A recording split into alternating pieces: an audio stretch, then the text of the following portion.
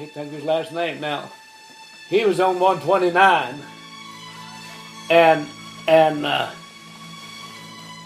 we come in and out of Pearl Harbor 2 or 3 times, and his ship was still sitting. And what I think he was with us at Iwo Jima, but other times they just stayed there in the harbor there at Pearl Harbor, you know. And a lot of them did, but our skipper was making a big name for himself, and that's the reason he was over. When we come in overseas that last time, he took over that big base there at San Pedro, head of it. And then we got a new skipper aboard. His name was Smith. Nice guy. He just come down amongst the boys and just act like he's one of them. Yeah. But now that other guy, he was a salty dog. I mean, things had to be perfect, you know, and clean. You had to. He was all out for number one. And he did make a pretty good name for himself over there. But when we come in that last time, he got over San Pedro, that big base, naval base down there at San Pedro. And we got this fellow named Smith, and he was just down to earth. I mean, he'd come by and take your cap off and put it on him, but his on you, you know. Just play ball. He'd play ball up on top of the ship there, you know. And he was a really good mixer. I wish we'd had him all the time, you know. But it wasn't to be. And I don't know what ship he came off from. I never did get to visit with him enough to find out whether he would have been on a destroyer or cruiser or battle wagon or aircraft carrier or what, you know. But anyway, but boy, that one we had so long there, he was a salty dog, and he got that big job down there in San Pedro.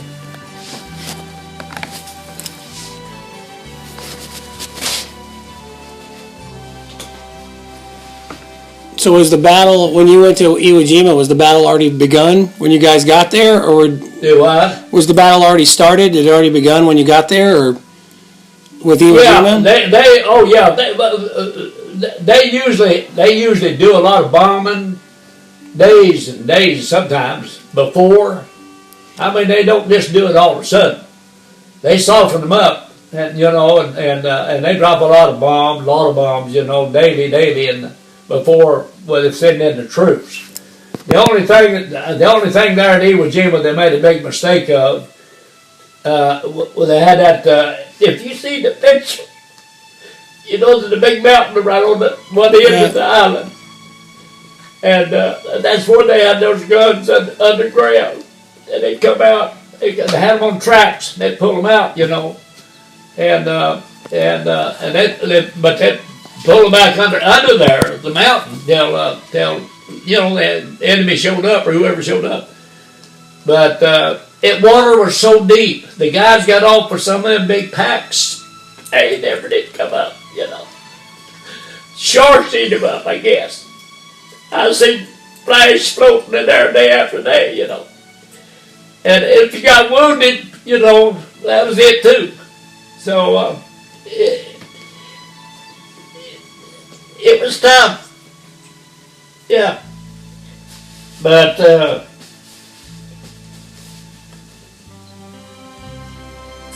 they lost a lot of guys like that.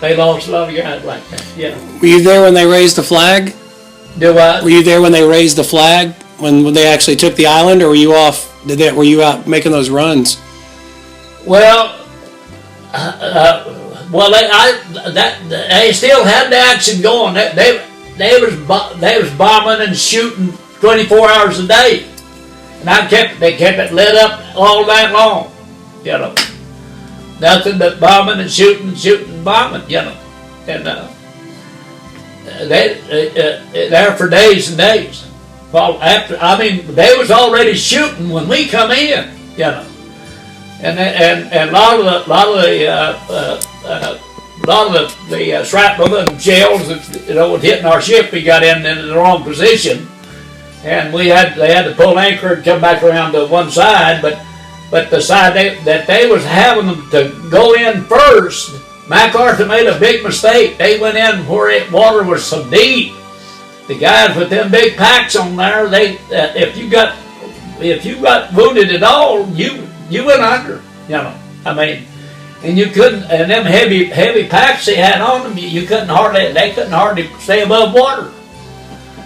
And just all kinds of things that went wrong, you know. And so they changed courses and went on another level that you could wade in. I waded in up there where it wasn't over knee deep, you know, on another level. We went back around what looked to me like kind of around to the north side a little ways, and there's a long reef coming out that hey you could walk out of there from ankle deep, you know, till you got to the land.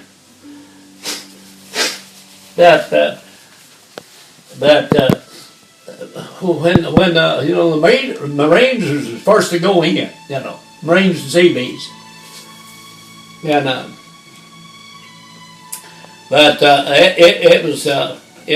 it was dead flash floating around there for days. Time we loaded up, and the time the island was pretty much secured, and the mop up thing was still going when I left there. But we had a lot of wounded, and all the wounded that we could handle, and took them back to Maui.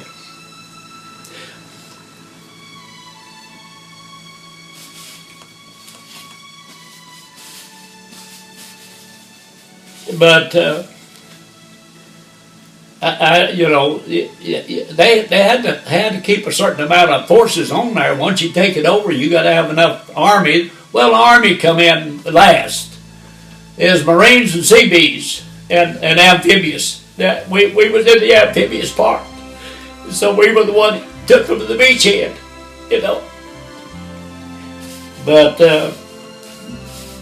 the army comes in last, pretty much, you know, and then they take over and keep everything, you know, finish up everything and mop up everything in small areas.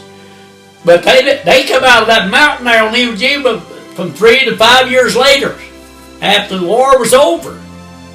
You remember that? Well, you probably don't remember it, but they had them last officers. They eat each other until I think it was either 5 or 7 years after it was the island, after the war was over. All those tunnels that they come out. Yeah. If you do some research on that, you'll find that out. I think I've read that. It was either 5 or 7 years later that the last bunch came out, and they'd eat each other down to. There's only about 5, 6, or 7 left. Come out of that mountain, that hill, on the corner there. Did you see the picture of it? Yeah, well, I've seen a lot of footage. Well, I'll tell you what. Now that mountain corner there was real. They had probably some other stuff, you know, to doctored it up, but that hill there on the corner of that island, and where they made the real invasion, they had a lot of pure action happen, I think, added to that film, because I've seen it, and they didn't have to doctor it up, you know. Yeah. And they was, you know, a lot of us was lucky. We made it, you know. And the good Lord kept his hand on that. This only thing I don't say, you know. But they got it good. But Okinawa was different. Now they'd been bombing it, and a certain amount of. They'd done established a beachhead at Okinawa, but we was under air raid attacks every night. Them big old high-flying, big butt Bettys, they call them, bombers. They look like the B-29. Big butt Betty. They look like the B-29. Only they had a bigger fuselage on them on the tail. And about the only way you could hardly tell them and that B-29 apart. One night it was moon shining and the clouds, you know. And I was first to call in that don't shoot it because it's a B-29. But that B-29 and that Japanese Big Butt Betty, they call it, were a whole lot alike. And then you had to really get zero in on them to tell the difference. And I spotted that it was B-29 rather than one of the Japanese planes. But they did every night. We was up every night in Okinawa there for I don't know how many weeks. There. Now we wasn't up that many at Okinawa. I mean Iwo Jima there after a while because it was a smaller island, you know. But it was a mean one. It was about one of the mean ones I guess out there. It and Saipan and Tinian and we had a carrier hit up at Ulithi Islands at Bong Bong and damaged pretty bad. But we were in the harbor and they were out edge of the harbor. Is for the reason they got hit. They had a few planes, Japanese did, over on what they call it. You remember reading about anything or anything saying about the island of Truk? The Japs never did give that up. I think so. And those planes that come over and hit our carrier one night there at Ulithi Islands, at Bong Bong they call it, was from Truk, that little island Truk. And I don't know why they didn't do something about it, but they never did try to take it. They just said, well, it wasn't worth it, I guess, you know, the expense and all that. But they had some planes that would fly over and bomb, you know, and they hit one of our carriers there at Ulithi Islands. Yeah, and they suffered quite a bit of damage, but that Iwo Jima was the worst one I think out there. Now Saipan and Tinian were bad. We've been by there and anchored there a time or two, but they had everything pretty well anchored the time we come by there. I think it was actually we was bringing troops and equipment and supplies, and but our skipper was over the 58th and 59 Task Force out there. We always had at least 5 to 7 convoys in our convoy. And that 129, that boy from Kettleville, that's how I got acquainted with him. You know, I didn't know who it was, but I later found out who it was.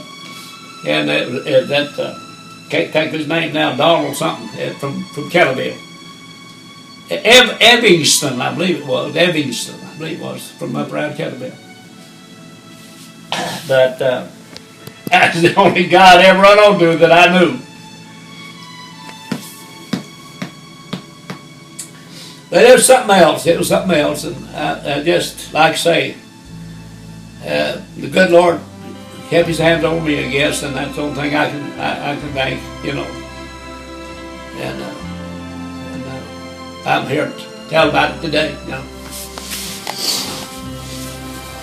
But there's a lot of them seen a lot more than I did, and I just glad I didn't get in on any more of it than I did. You know. Now we covered more water mileage. I guess we had the limit on water mileage, you know, all the way to Japan, and from Tokyo to the naval base there at Yokosuka there at Tokyo, and then we went on up to another base, and then from there on up to Nagasaki, where they dropped the second atomic bomb, you know. And I walked around with the MPs up there, but by that time we were signing papers, you know, to occupy or surrender. They surrendered anyway and started negotiating. And so you walked around where? It would have been well, I wouldn't be here today if we had to go in shooter way in. It ain't no way. Where did you say you walked around with the MPs? Huh? Where did you walk around with the MPs? Yeah, the MPs. They had loaded guns with them, you know, and they were the only ones I felt secure to walk around. We went up, but of course everything was. There wasn't no town left. It was gone.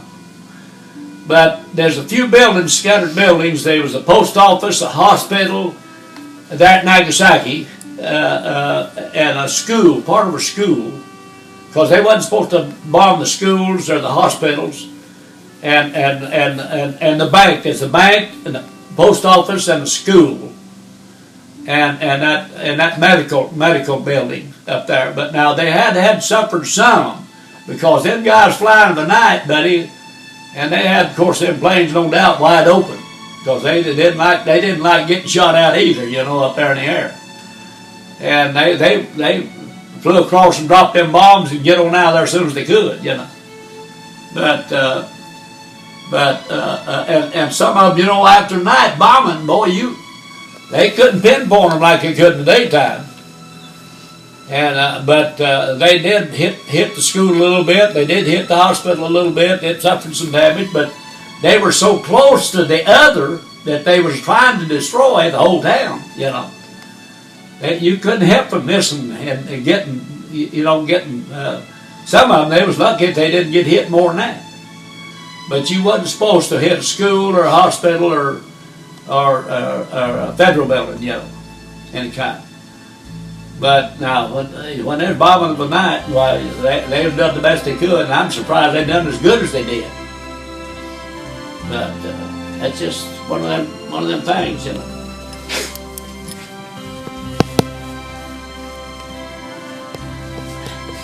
But they wasn't nothing left of down Nagasaki, and a lot of them other places are the same way. Alive. I know it took a lot of lives. That really did. They ain't no telling how many hundreds and hundreds it took. But it saved a lot of our boys' lives, dropping them 2 bombs, and the last 2 atomic bombs. And that really brought them to the table. Of course, I know that Germany had failed just a few weeks before that, you know. And the Japs know that they was losing the ground all the time. They was new. Of course, it's costing all of them, the United States too. Millions of dollars a day, no doubt, and plus a lot of lost American boys, you know. But when I was asking you earlier, where were you at when you found out the war was over?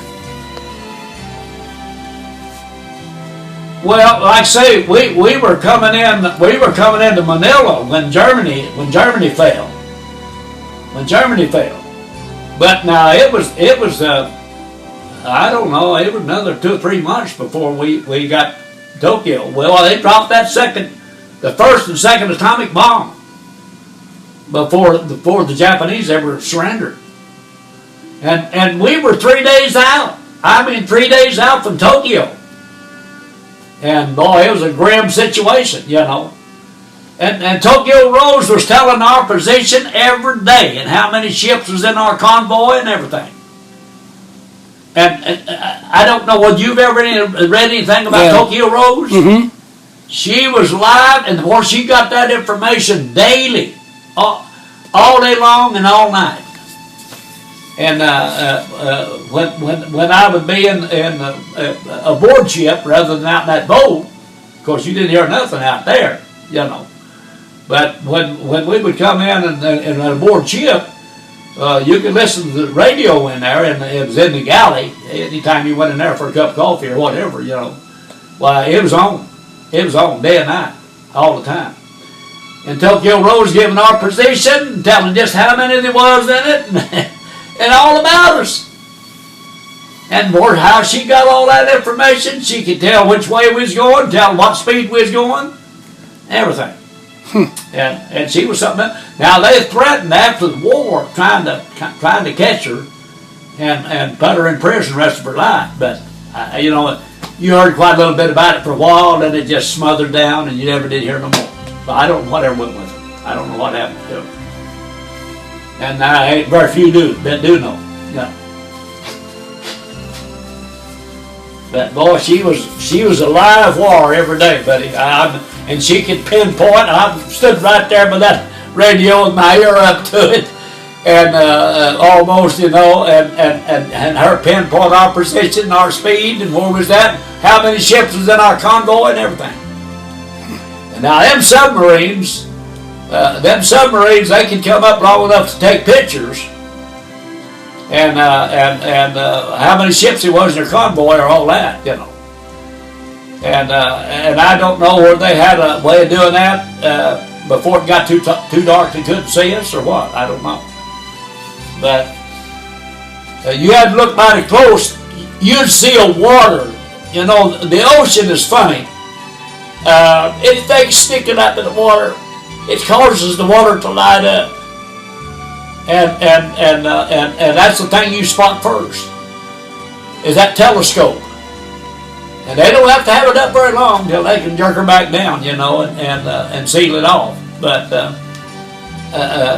they can get. Of course, they had what they call ground R or something like that. That they could tell how many ships when they got close to a ship. I don't know how far away it could, but they could tell more above water if you're up floating in the air, you know, floating in the water. A lot better. They had better vision of it than they did down below water. You could only get so deep till it would fade out. And that's the reason they take a nosedive, get just as deep as you could get, as quick as you could when the bombs was coming over. You know, that's what they. Or if you, I bet some of those destroyer escorts, when we would go over them, they'd be circling. They'd get you know their location, and boy, where they'd whirl around here, they'd come back, and when they'd come over them, they'd roll right off the fantail of the ship. And sometimes the back of that ship come up out of the water, the old propeller, it just began at that, you know. And that's how close they was to when they went over them, they dropped them and rolled them off over the fantail. Now, they had those that would shoot them out there a pretty certain distance, you know, and drop them. But the stuff they got nowadays make what we had back then obsolete, you know. I'd just like to see some of the improvements over what they had when I was in World War II, you know. But they done a lot of it, you know, like that. When those destroyer escorts, they had that type of detections built in their ship, and they could I don't know how far away it'd reach or how deep it would reach. But that's how they set them water mines off and you know blow up a submarine or blow up any kind of ship that get below the water, you know. But boy, I've seen them out there rolling them off right off the fantail. They'd be out ahead of us, and they was to protect us, you know, because we didn't have that, you know, aboard ship, aboard the one I was on, or any of the rest of those APAs. They just the cruisers and battle wagons and destroyer escorts had that type of equipment on them, and they circle out in front of us and once in a while they'd pick up on something by boy the way they'd go, and a lot of times if they'd run over them, they'd whirl around and come back and roll them right off the fantail, you know. But you set the depth of water for them to go, you go off, you know. Whether it was 50 feet down, 25 feet down, or 100 feet down. But some of them, they had them set where they'd go off pretty shallow, and they'd blow the whole hind end of those destroyer escorts up to where you could see the propeller. I said, boy, I'd give them a shaking, you know. But it was better. Did you feel it on your ship when that would happen? You would feel this on your ship when this would happen, or? No, they'd be, you know, from here down the next corner from us.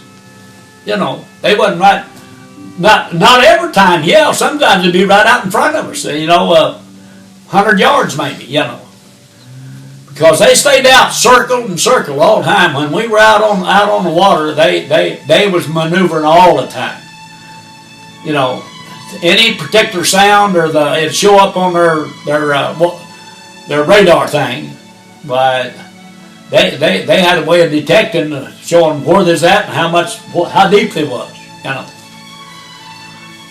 And they dropped what we call them out there, the ash cans. They dropped I said, there they go with some more ash cans, you know, going off. And sometimes they set them before they let them go. Now sometimes they had those that would shoot them way out there, you know, maybe 100 feet out there. But if there's submarines out behind them, you know, trying to catch up with them, and boy, they would give them some trouble, you know. But I don't remember any of our ships that they were hit. Yeah, coming in the harbor and all that when they were shelling, but we were lucky on the submarine things out there. I know they give our position away because they was out there, and I spotted a big mine one time when I was up at the crow's nest up there and called them in, hollered at them and called them in. You know that it was on the right side of the fantail, and water when you get so close. And they pulled the metal anyway. That's what they're designed. That bomb head, water mine, it's called mine. They're designed to pull the metal.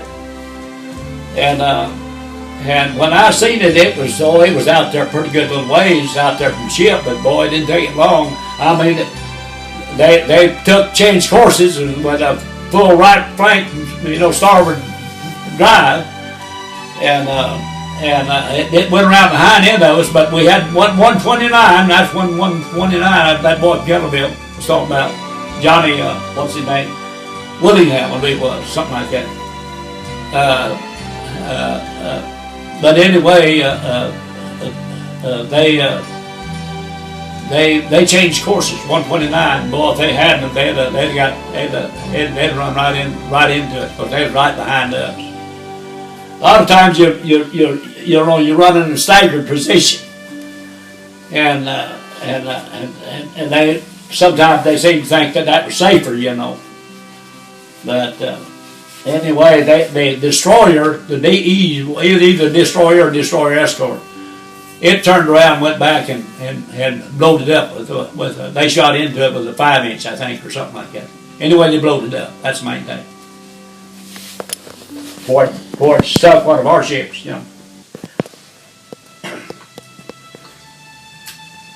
So my gun launch right there on that corner there, and they brought this one that didn't make it.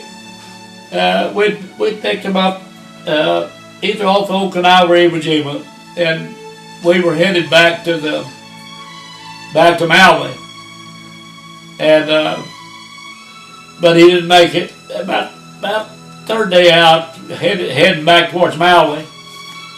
Of course, I don't know how many miles we was. You didn't know water. All you knew is water. But and I don't know why they didn't drop him off somewhere in the Philippines, in Manila, and they could have flew him back home. But they didn't do it. They buried him at sea. And my gun watcher was right above him there. He was down on this lower level, down on that lower level there that you can see. And they brought that chute up there, and I stood right up. It was hard for me to watch him, and I said, "There's some mom and dad's boy, that never see no more. Unless they see him in eternity, I don't know,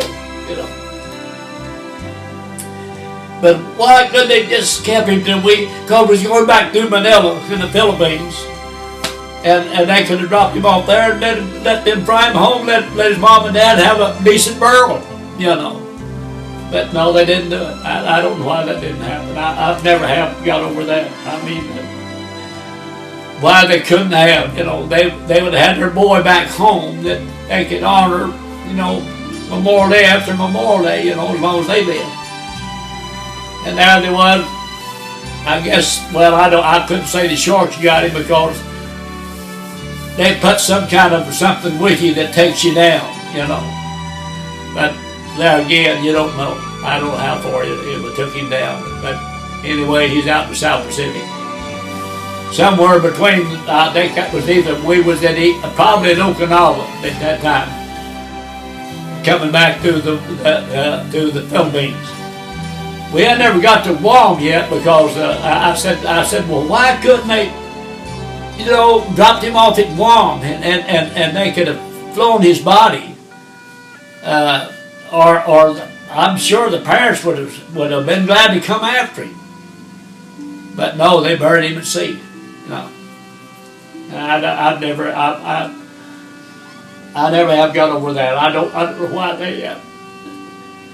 Because we was coming right back through the Philippines, and they could have dropped him off several places there in the Philippines, especially Manila. Manila and Guam was two of the big loading out places. After they had to retake Manila. If you've done any reading about it, the Japanese occupied it, and the Army and Marines, secured the island and run them off. But they come back and retook it. But they retook it again. And the same way when Wainwright got on Corregidor, when the Japs come back and took Corregidor back over, and they captured Wainwright, but MacArthur got away in one of the TV boats, and we picked up Wainwright when we went into Tokyo. They hadn't killed him, but they've used him up something terrible, But they never did kill him. But Wainwright got to live over it. But he was the second in command in Corregidor, and Corregidor was another rough place too. That's where they. I guess I think that's where they dropped that first atomic bomb. I believe it was Corregidor, wasn't it? Later, sea mine. But anyway, MacArthur got out of there, and I don't know why he left that other officer there, but I guess for the sake of the troops, he stayed with these troops. Got captured along with them, And of course they beat him up, roughed him up, and done all these dirty things, the Japs did, all of them.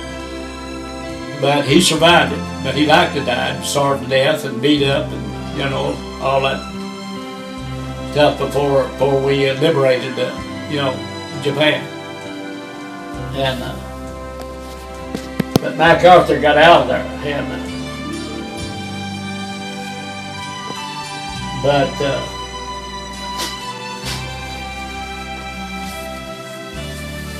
but there's a lot of things happen over there that it never did, I guess, reach stateside really. Some of it did, a lot of it did, but a lot of it didn't, But MacArthur pulled a bad deal, that and also there